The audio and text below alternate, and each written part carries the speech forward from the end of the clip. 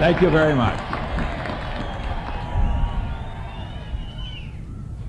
Mr. Dixon, Mr. Secretary, all of the distinguished guests on the platform, all of the ladies and gentlemen, all of the children here in the audience, and our television and radio audience across this land. I think one of the greatest privileges that a President of the United States has is to light the Christmas tree, the nation's Christmas tree, because it belongs to all the nation here in the nation's capital. This year, as the Secretary has already indicated, the tree is different.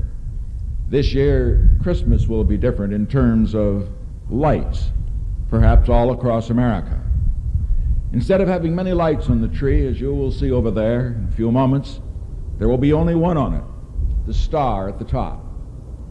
And the other lights you see will simply be the glitter from the ground lights which are around the tree. And in a way, I suppose one could say, with only one light on the tree, this will be a very dreary Christmas. But we know that isn't true, because the spirit of Christmas is not measured by the number of lights on a tree. The spirit of Christmas is measured by the love that each of us has in his heart for his family, for his friends, for his fellow Americans, and for people all over the world. And this year, while we have a problem the Secretary has alluded to, the problems of energy, I think that what we can all be thankful for is that it is a problem of peace and not a problem of war. That is what Americans can be thankful for.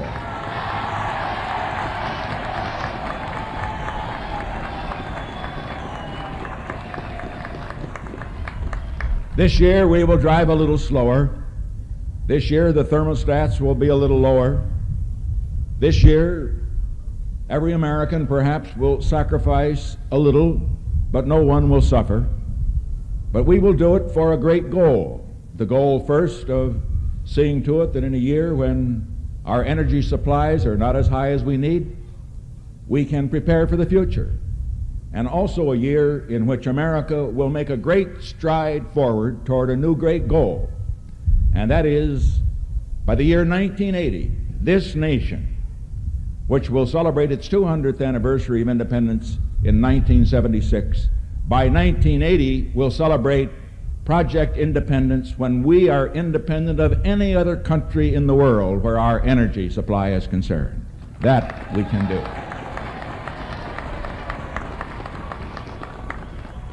As we consider these problems of peace, I think also we must also be thankful, as the Secretary has already indicated, for the fact that this is the first Christmas in 12 years that a president has stood here at a time when America was at peace with every nation in the world. It's the first Christmas in 8 years when no American prisoner of war is away from home at Christmas.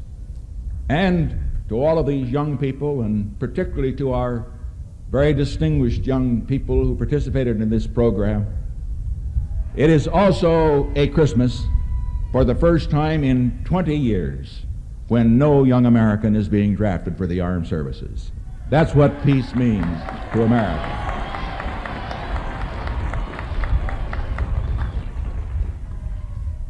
It would be well, of course, for us to stand simply on that achievement, but we know that there will always be threats to the peace of the world, and that is where we come in, and where each America comes in looking to the future.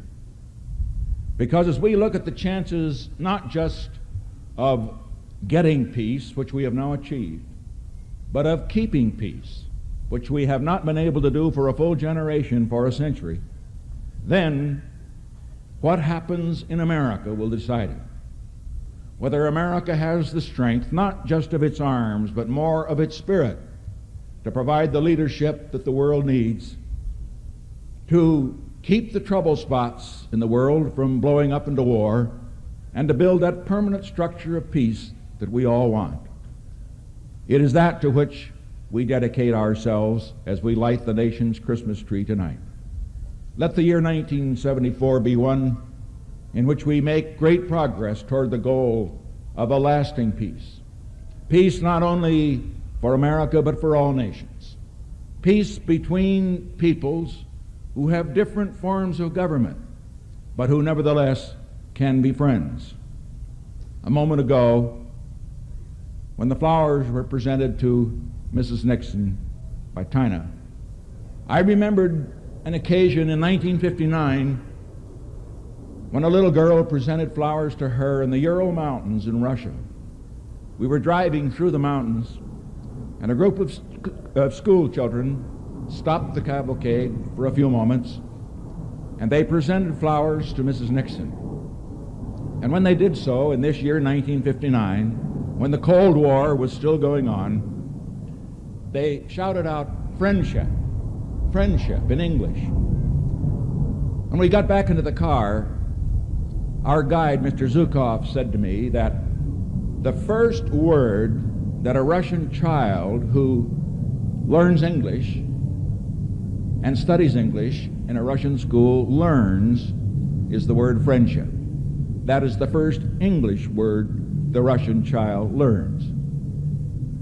Now, I do not mean to suggest by that because a Russian child is taught when he first studies English the word friendship, that it is inevitable that the Russian people and the American people are not going to have differences as far as their governments are concerned.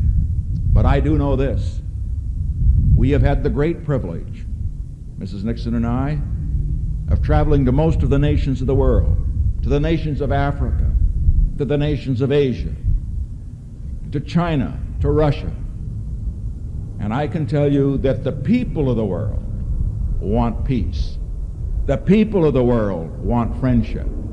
And every American I know wants his country and his government to take the lead in building a world of peace. And as long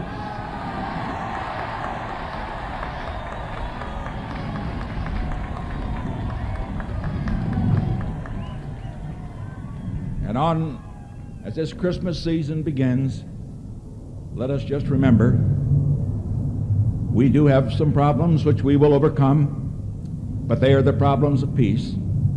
And we also have a great challenge, the challenge of helping to build a structure of peace that all the 3 billion people in this world can enjoy. What a wonderful achievement that can be.